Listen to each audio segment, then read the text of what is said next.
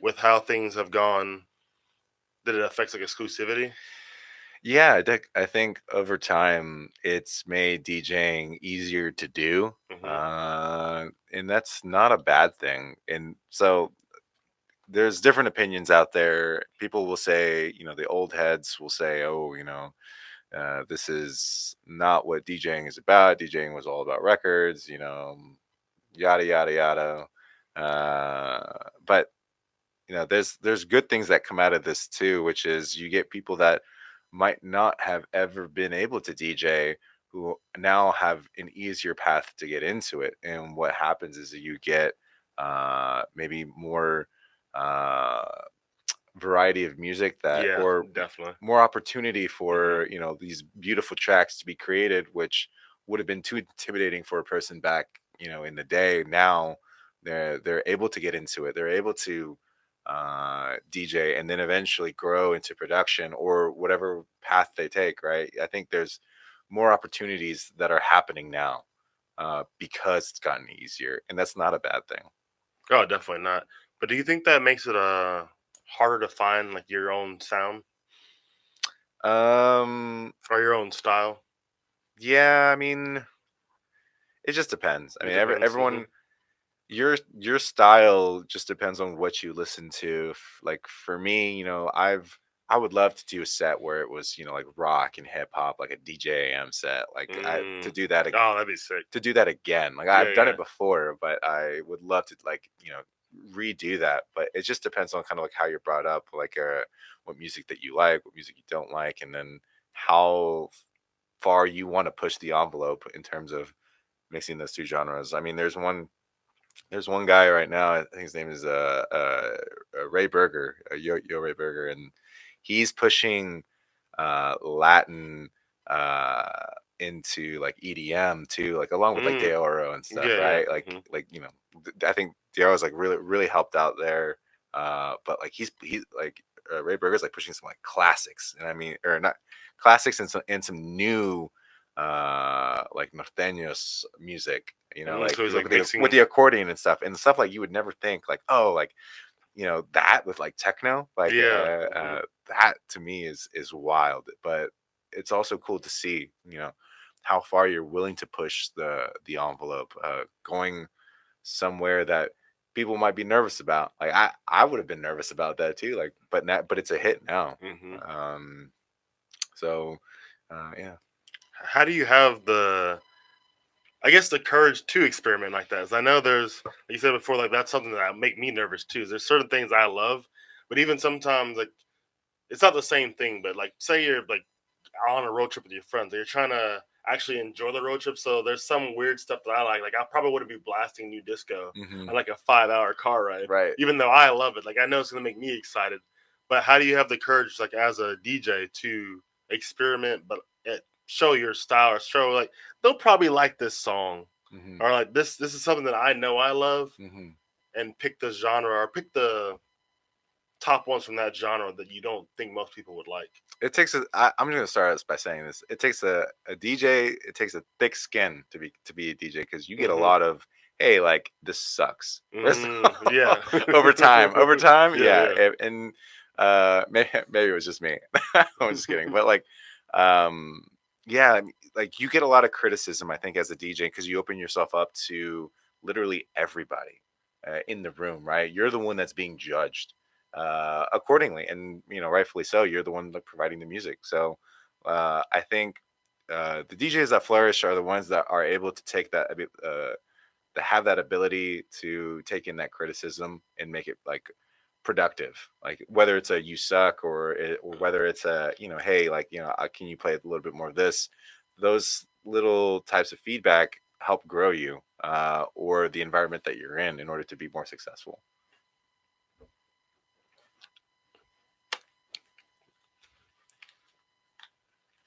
Do you hear that? Okay, it's my headphones. And I was like, what? Uh, for you, what's like a memorable moment or a moment you really appreciate from your career so far? I think one of my favorite things was DJing at a after hours. It was called Jack's House, and I think that was probably one of my favorite moments. To give you context, it was this after hours was somewhere around here in South Dallas. Hmm. It was started at 2 in the morning, goes till 8 a.m. Oh and wow, nice. it was cool because I started at 3:45 a.m. Woo. Yeah, so that was late. It was late, but everyone it was like it was a house event, so everyone was there for house music. And on top of that, it was like, this mainstream tech house that was like playing. And at that time, I was like really into it, and so I was just like, all right, like let me like throw down some of these like bangers. Mm, And the crowd was just going in like really like insane, yeah. honestly. Like it felt like everyone was vibing, everyone like loved like the mashups and the remixes that I was playing. Maybe they had heard it before, maybe they didn't. And for me, it was exciting to see that type of energy that late at night or early in the morning, and people dancing their asses off. And I think that was one of my favorite moments, was being able to live in it. Yeah. um and I remember, every second of it. It's definitely unforgettable for me.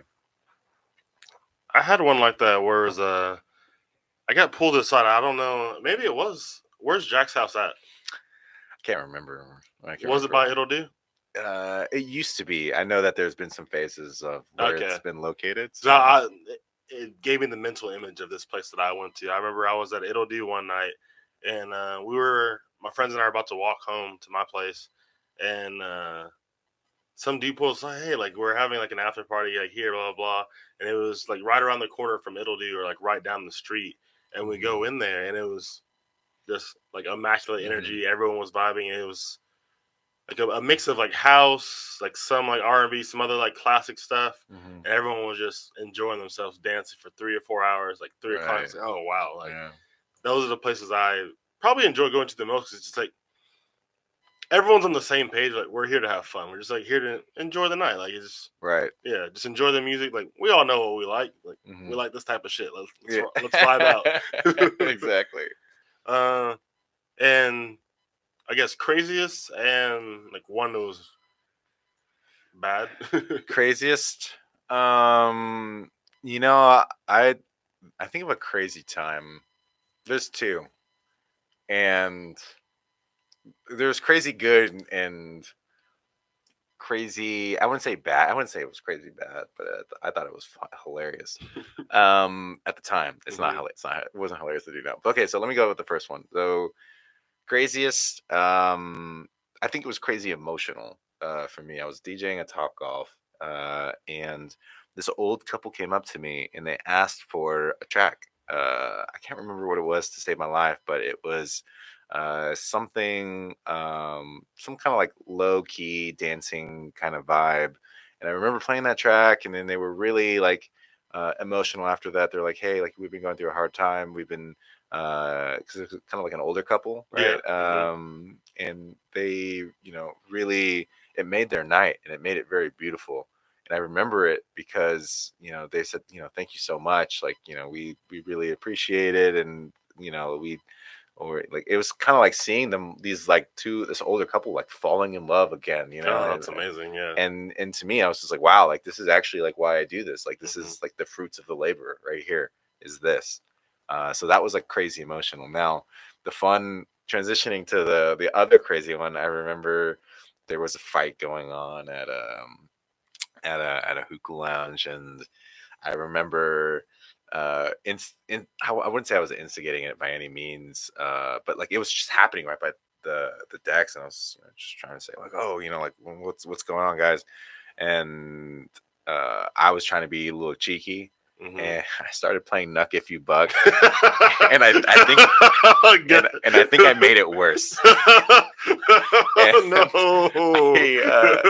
I thought it was hilarious at the time, Oh and I think yeah. they got mad at me for that. But I mean, Like it does definitely make for a good story. I mean, they eventually Yes. kicked that person out, but Mhm. started the fight. But yeah, I mean, not a lot of people can say they, there was a fight going on right next to them, and then they just started playing Nuck If You Buck and just made it worse. Yeah, of all the ways to instigate, I think that's hilarious too. But I can see how, like, in the moment, like, why? Why Yeah. would you do this? Yeah, what's going on? Yeah, the staff are looking at me like, dude, like, stop, please. Uh, let's take you away from the DJ booth. For you, just like any festival or shows that like had meaning to you, like you're like, okay, wow, this like had an emotional weight. Yeah, so I think one of the best. So okay, so a show that I went to recently Mm-hmm. that I think everyone needs to experience is Zoo. Mm, I don't know if you've been yet, I but that haven't. No. Zoo just came by. I think it was like last week actually, and it was one of the best performances I've ever seen from an artist. Uh, and I think my bar would probably be like Disclosure and Rufus Du Sol, like Oh yeah, those types of live performances, like really have like a soft spot in my heart I had a because great time at Disclosure, and Rufus Du Sol is like top of the like. I need to go see them. yeah, because they for me, like, I love a DJ set, like, but when they do a live set, I think it just adds that much more emotion, that much more technique to it, because there's I don't for me, like, they're like real instruments that I'm like, yeah, like that's kind of how I started too. So like I find a lot of similarities there, and so it means more to me, I guess. Mm, That not everyone's like that, yeah, obviously, but like yeah. for me, like that's why it mattered a little bit, or that's why it meant a lot more to me. But yeah, Zoo is really, really good. His the production that they do for that show is pretty insane, and even the person that opened up for them, Noise Zoo, was incredible. So yeah, if you missed it, then FOMO, you missed out. But I would highly recommend like going to Zoo. As far as the festival, man, I haven't been to a festival since I want to say it was Friendship. Hmm. But if you're looking for a festival to go to that's on a cruise ship, that's a nonstop party for 4 or 5 days, go to that. I Mm. think I've done EDC Vegas, I've done Ultra Miami. Those are all really great festivals, and you should definitely take the time to go to those if you're like new to the scene or if you've never been. But I think when the cruise ship ones is just a next level higher than that. Mm. Is it the freedom and that consistency of it, or is like DJs playing throughout?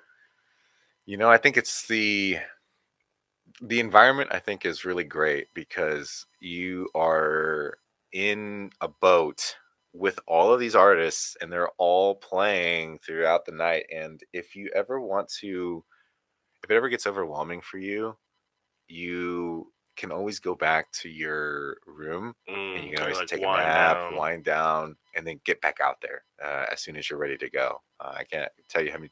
And I think one of the things that should be mentioned is that it's a marathon, not a sprint. And That's you, something I definitely need to be reminded of. yeah, it's really you get really excited the first time you go on there, and it's very easy to just pun intended go overboard. Oh yeah. Hmm. But yeah, like just make sure that you pace yourself when you're going on those cruise ship stuff. On the cruise ships, like those, they're a lot of fun. They're a lot of fun. I think for me it would be there was one. It shut down a couple of years ago. It was not Tomorrow World, but Tomorrowland, the one that was in Georgia. I think that one was Tomorrow World, and Okay, Tomorrowland is the one in Tomorrowland is Belgium. the one that's in Boom, Belgium. Yeah, yeah, Yeah, yeah. okay. So the opposite. Right, right. But yeah, I went down. It was the last year because they didn't have their shit together. Hmm. But it just went wrong in every way. But we had like the most fun we ever had because everyone like agreed like this is shit. Let's make it fun. Right. Because I remember we drove there from Dallas and it stormed the night, and so we couldn't find the parking lot, Right. and we were camping, and Hmm. so we didn't get there till like 4 or 5 a.m. in the morning, and we had to wait till the camping actually opened again Hmm. because we couldn't find the entrance. Right. Get in there, all our friends are there. We carry our stuff through the mud, Yeah. and then everyone's just like, this is horrible, but Mm-hmm. let's have fun. Right. And so just everyone having a great time, making the most out of a horrible situation, just having a blast, dancing their hearts out, Right. just vibing together. Where it's like kind of like one of those things where it's like when there's a tragedy and people just come together. Right. This horrible event, everyone's like, let's have fun, let's have each other's back, make sure Exactly. everyone's okay. Yeah, definitely. I think that's one of the things to love about the dance scene too is Hmm. the energy that everyone brings can make those situations better. Yeah, for sure. And I think I'm gonna end with these two. Sure. For you, what song you're really happy that like it got popular? Like you're excited that like this song was brought up or this genre was brought up. Hmm. What song was really popular? Can I just go with like a favorite song? Oh yeah, for sure. I think even when I was rolling into it, Hmm. into here when listening to it, but it's "Angel on My Shoulder" by Cascade, but it's the EDX remix. The Okay. EDX remix is a little more vibey. It was a beautiful day out, and I think it hit on all levels. Like when I was coming in here, I'm really glad that song was dropped. Oh, nice. Yeah, Mhm. that's. I think for me, that whole that whole Ocean Lab album. Yeah, yeah, yeah, I'm yeah, just yeah. really happy I discovered that at that time in my life because it's like it started me on this journey of this all these genres where it's like I don't think I would have dabbled in any of this stuff. Mhm. Most likely, or maybe I would have got in like way later. Right, But I think I discovered at a younger age because of things like that. Where it's like, oh, like, this is just beautiful, right. and so it gave me that appreciation. What in like middle school, or it's like, oh, Hmm. Yeah, no, I mean that, and that's not a bad answer either. I love Ocean Lab too. So and then for you, like a song, okay, that settle down, and like just I wish I had discovered this or a genre where like what's your answer to this? I'm curious because I. for me, I think it's all of the weird like R&B where it's I'm like proud to be a fuckboy. Hmm. Where it's I think I liked R&B more when it was like about like it's still there. There's a lot of R&B I found recently where it's still got that soul and like that heart to it. Hmm. But a lot of this stuff, it's like the R&B artists that have gotten popular recently. I've noticed that they have this vibe where they're like I want to be like the rappers. Right. So it's like they want the money, but they also want the like I'm hard too. I'm And hard. so they're Yeah. like singing beautifully, but they're like this and this chick and this chick. I'm like Yeah. okay. Yeah. Seems like it's I wouldn't say like hypocritical or anything, but they just don't mesh. They don't Yeah, match. yeah. Like it still sounds good, but it doesn't give me the same feeling Hmm. Hmm. as yeah. That's a hard one Hmm. because I think all music is beautiful, but man, if there's one track that I think was probably overplayed, I think it's probably Fisher losing it. I could have done without it, but You're like, ah, everyone liked it, and then it yeah. was just like, okay, this is annoying. I played it before. I'll admit I was that. about to ask that. I was like, I did played you it before, yeah. ever? And then it got old really quick, and then I was like, okay, let's play some remixes of this. And then those remixes got played, and I was like, okay, I'm done with this track. Like probably, I'm finally free. yeah, probably within the span of like 2 weeks is how fast that went. Oh wow, yeah. And then I was like, yeah, I'm done with this.